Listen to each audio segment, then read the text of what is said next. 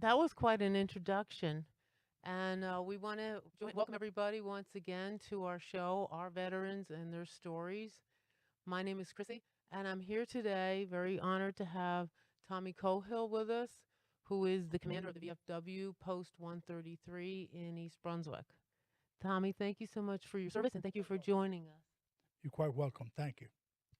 Tommy, I'd like to start by finding out the years that you served and did you enlist or did you join? I enlisted and I went into the service in 1968 to 1970, And the branch of service that you were in. United States Navy. And what made you decide to join the Navy? Well, as a young man growing up, I grew up in Ireland, and I used lobster fish with my grandfather. The man who brought me over to this country was in the Navy. My grandfather was in the English Navy, and he told me all about the countries he used to go visit, and that was something that was kind of attractive to me. So when I came to this country, and my uncle Mike, who was in the United States Navy, brought me over. When it came time to when I got out of high school and time to go into service, I didn't want to get drafted. I didn't want to. Yeah, I wanted to enlist, and so I enlisted and joined the Navy because he was in the Navy also. So your grandfather was in the Navy and your uncle was also in the Navy. So they both inspired you? Yeah, very much. Both of them were very, very instrumental in my life. My grandfather, I lived with him in Ireland before I came over here. We lobster fish together, and he was he's my hero. Did he tell you stories about the United States? Well, he had been in the States, but mostly like he went like into Portugal and areas like that because that's where the British Navy was went into a lot of them places and the Philippine Islands and places like that. So he had spoke to me numerous times out when we were out fishing about all these areas and told me that if I ever get a chance, I should be able to go see all them things. So I got my chance. Well, that's terrific. Well, then they sponsored you. Is that correct?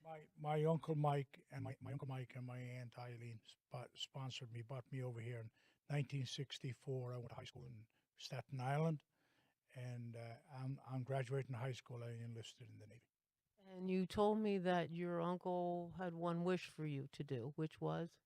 Well, my grandfather's wish was for me to travel the world, and then and come back and tell him about all the places that I've gone to, and I had that opportunity. I did that also.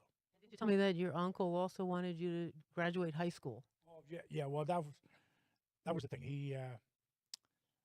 They were my uncle's family was big with the education, and they I didn't even know I was supposed to go to school when I came over here. I thought I was going to go work, but at 15, you're not allowed to work in this country, so I had to go to school. So Okay, that sounds terrific. So, your grandfather influenced you, so then you went on to a ship. So, what ship did you go on? I went aboard the USS Canberra in dry dock in Long Beach in 1968, and the Canberra was named after the capital of Australia, which is unusual because they're usually named after capitals in this country, heavy cruises. But in the World War II, the original Canberra out of Australia was sunk by the Germans. The United States had a naval vessel that they were bringing in into service, so they named it after the their ally Australia. They named it the USS Canberra. So, was that pretty unusual to do? Yeah, very unusual. It doesn't happen often. It's usually named, all different vessels are named after different things: fish, presidents, states. So that's but the Canberra was named after the ally that they had in World War II, which was Australia. So, when you went on board the first day, what was it like? It was amazing. I was never in. It was like going on board a city. It was so big, and it was in dry dock, so everything looked very small all the way down where the guys were working down below, and you were going across the gangplank, and you know, ver- it was way down there. Cranes looked very small down there when they're working. So it was an amazing and exciting also. So, when you first came on board ship, what was your job? My first job was because they didn't have a billet for us when we were aboard. I walked around with because it was a dry dock. There was a lot of welding going on, and they needed fire watches. So I was a fire watch for about 3 months, and then I became a gunner's mate. So, what exactly is a fire watch? Normally follows the welders to make sure that they're not starting any fires when they're welding and stuff like that, and you know whatever assistance that they need, you assist them. But mostly, as a fire watch, look out for no damage to the ship and no damage to the welder. And how long did you do that? 3 months. 3 months. And as a gunner's mate, that is what? Well, I then became a gunner's mate. Once I became a gunner's mate, our job was basically and when we were in port to make sure that the guns are operable and keep them clean and maintenance and all that stuff. That was part of the gunner's mates. And if there's any ammo, there was no ammo on board the ship at this time. But if there was any ammo, you had to check on ammo every day. Did you have to fire the guns too as well? Not then. When we went out to sea, when the ship was ready and able to go to sea, then we went out and we had target practices and all that stuff at sea to get ready to go overseas. So, what type of cargo practice did you have? They had planes that used to pull targets across the air, and we had to shoot them out. And what would you say was some of your memorable experiences that you've had on that ship? Well, the Canberra was my first ship, and you get to meet a lot of your mates that you know. I stayed in touch with some of them guys, and when we got transferred from that ship, a whole bunch of them went on the other ship with us also. So we spent our whole career together in the Navy. That was very lucky that you had that happen. How is the food on board the ship? Food is pretty good. There's a lot of food I don't eat, so but all in all, the food was pretty good on board ship. You got a decent meal. The longest time we were overseas on the gun line, we didn't get any ammo. We didn't get any ammo or food for quite a while, and there was an awful lot of rice and hot dogs. I remember for a week, and I don't like either one of them, so I won't eat any of them now either ever again.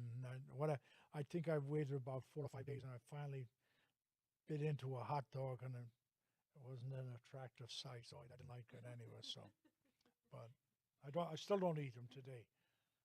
But you stay in touch with some of these people still? I have a great friend in West Virginia. His name is Mike Knotts, and he was actually a relation of Don Knotts, that used to be on the Andy Griffith Show, and they were cousins. And Michael and I still keep in touch. We talk to each other a couple of times a year and everything. That's fantastic. And can you tell us about any specific maybe prank or something funny that happened aboard that ship? We used to, the first time we ever got what they call pink bellies.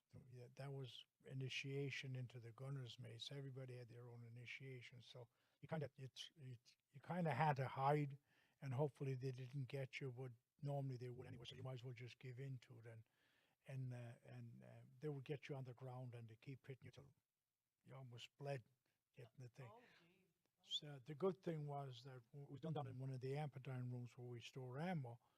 And at the time, we didn't have any ammo aboard ship, so because we were still on dry dock. But the guy who initiated, when he was going through the porthole, the thing came down and smashed him in the head, and he wound up getting about 18 stitches or something like that. So I didn't feel too bad for him. Goodness. Oh my goodness.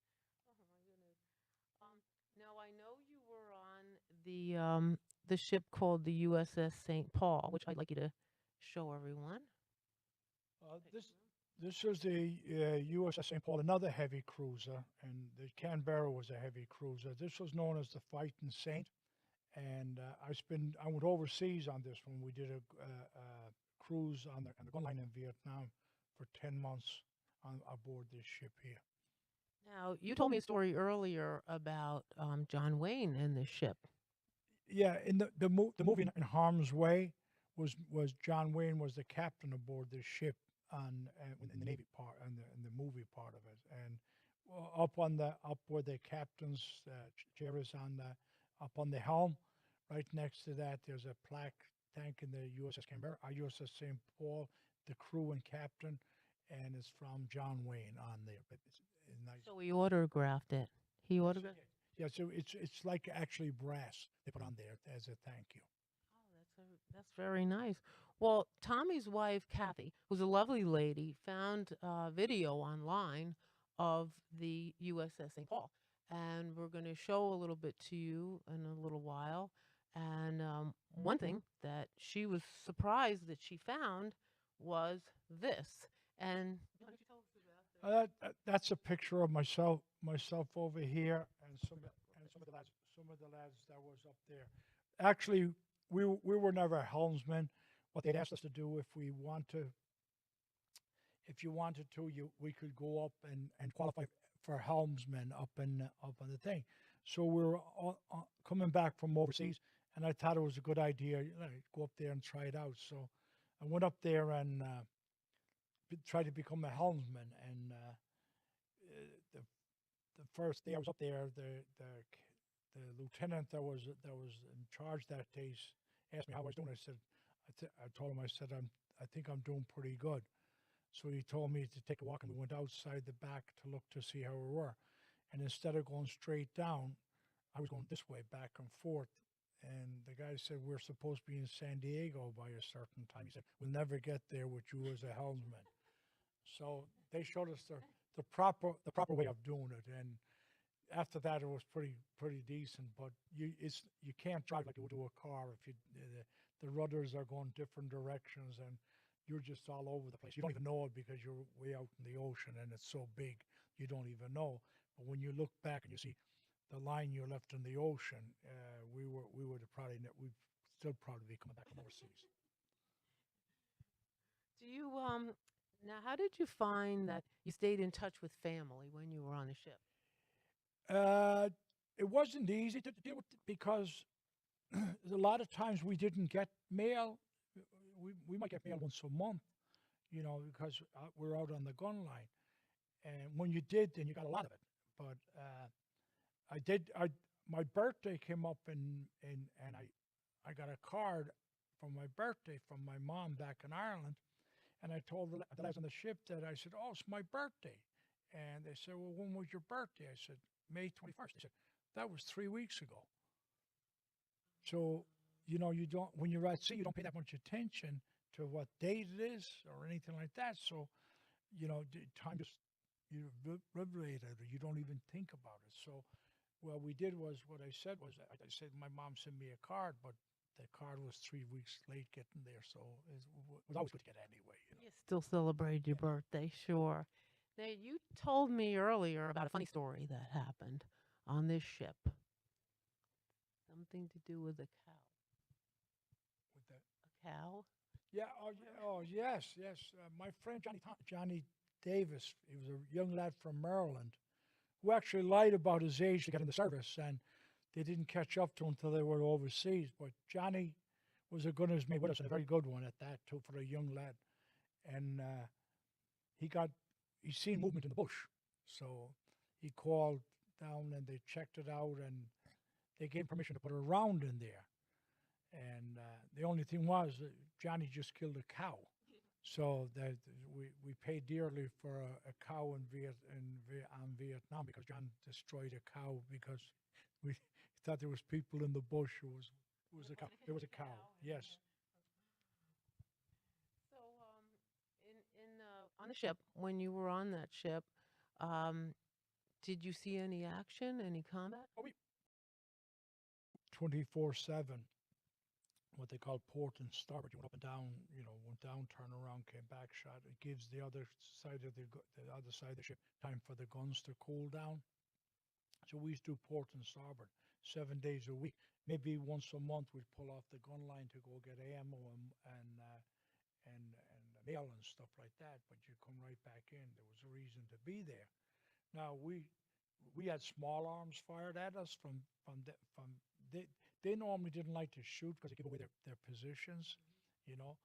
So, but at nighttime we used to get small arms shot at us, But we wouldn't even bother putting a round in there just because if somebody shot with small arms. We basically we would get calls from the Marines and the Army and stuff like that to take out like side of a mountain and stuff like that, and that's what we did. You also told me something very interesting that I never was aware of, and the fact that you enlisted and you were not a citizen at the time. No, it wasn't. My 4 years, about 5 years. You have to be in the country 5 years to become a citizen or apply for citizenship. And my fifth year came up while I was still in San Diego, and on the first ship on the Canberra. The problem was is that even in San Diego, there's an awful lot of paperwork that has to come from Ireland. So I just said I'll wait till I get out of the service. So we every January, February, we had to go register as aliens, and that was part of what we had to do, and whether you were in the service or not. And the other thing is what people don't realize is that you can be drafted into the military. Even if you're not a citizen. As I said, and if you're even if you're not a citizen, volunteering they'll definitely take you, but they will draft you into the army. My either cousin that got drafted in, into the army over here. And this is your card here, correct? Yep, that's a military card. I didn't even know I had this anymore, but my wife kind of holds on to everything. So uh, this is my military card. It's got my service number and all that good stuff on it.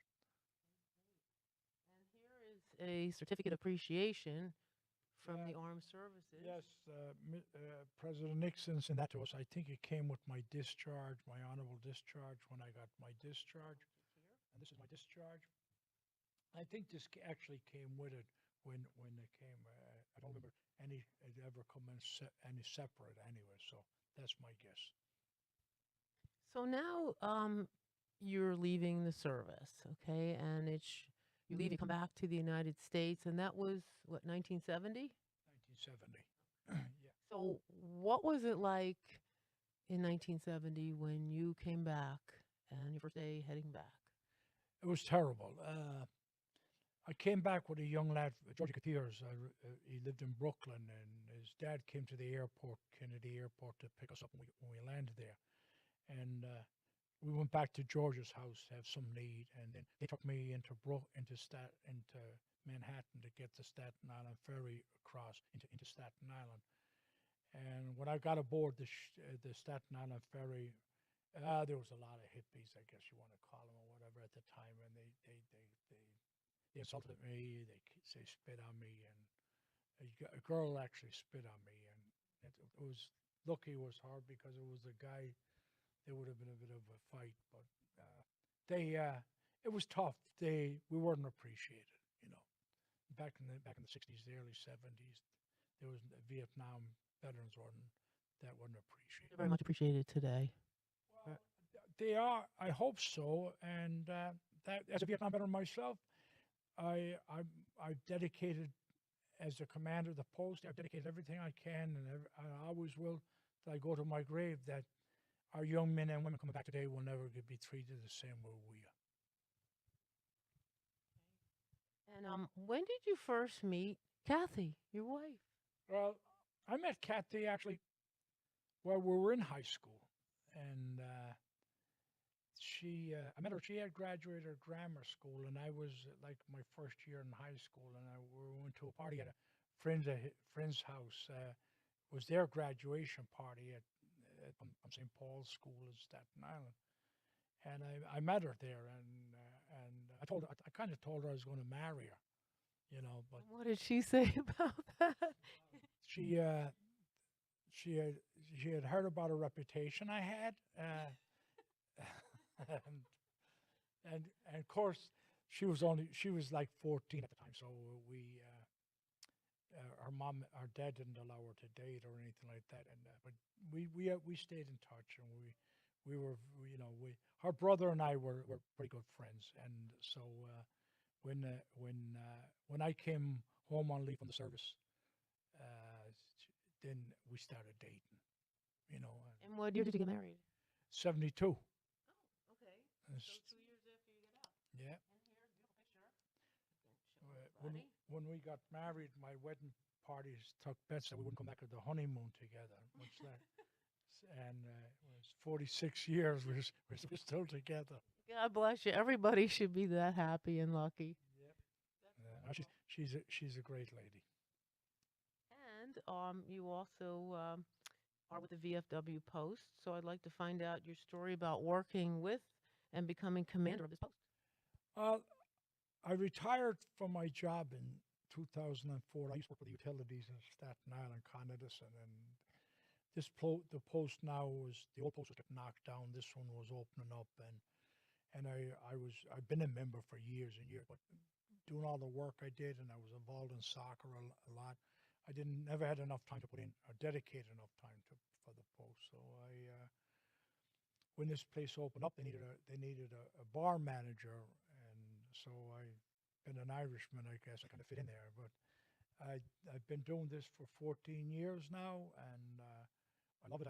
I think this is my seventh year as a commander. I took a break in between there for a while, but I've been either the senior vice or the commander and bar manager for the last 14 years.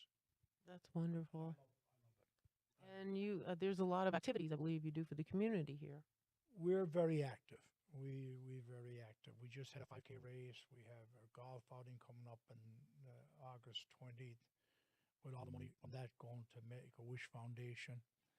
And the name of Denise Sullivan, who used to work for us here, but who passed away, a young lady who passed away way too young.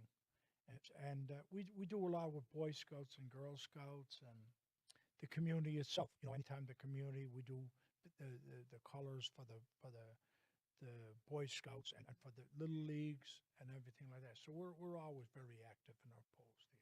And you also do dinners here, correct? Yeah, well, they stopped it now for the summer because everybody's away on vacation. But in come the fall, it'll be starting up again. It'll be around 6 o'clock every evening. Every Friday night they'll have dinners here. Yeah, different meal every Friday. Oh, okay, that sounds great. And is there anything else that you'd like to tell everybody that maybe we didn't think about or you want to add in? I like I would like just to tell everybody that they should support the veterans. I, they should go to their communities and let the communities know that the great work that veterans do. If they're not doing that, they're not doing their job, and that's the bottom line. We have we're supposed to be helping our veterans in their homes, the nursing homes, even the veterans out on that have their own homes. Some of them are up there in age. We constantly communicate with them, make sure they're all right.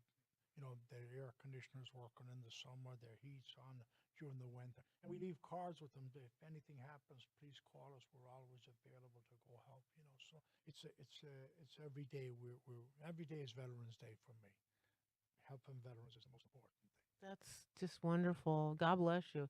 And last of all, you have a couple of grandchildren, correct?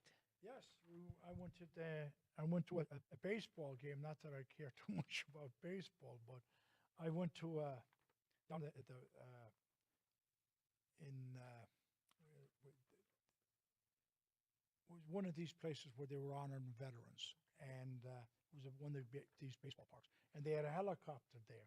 So I took my two grandchildren down there Oh. to put them on the helicopters, and they were pulling buttons and pins and everything. I thought this thing would never go off the ground again, but it did. So that's a picture of my two little grandchildren, and that's my son when he was a little boy. So we put that there because we think he's a spitting image of his own little boy He over looks here. a lot like So him. they're you know, but they're the love of my life right here. That's wonderful. Well, Tommy, thank you so very much for joining us. And we really appreciate your story and your service to the community and to your country. And God bless America and any veterans that are there. We really want to hear from you or their families. We'd love to find out a little bit more about, the family members of veterans who might have passed away. That's something that is also part of your history. So, till next time, thank you so much, all, and God bless America. Thank you, Tommy.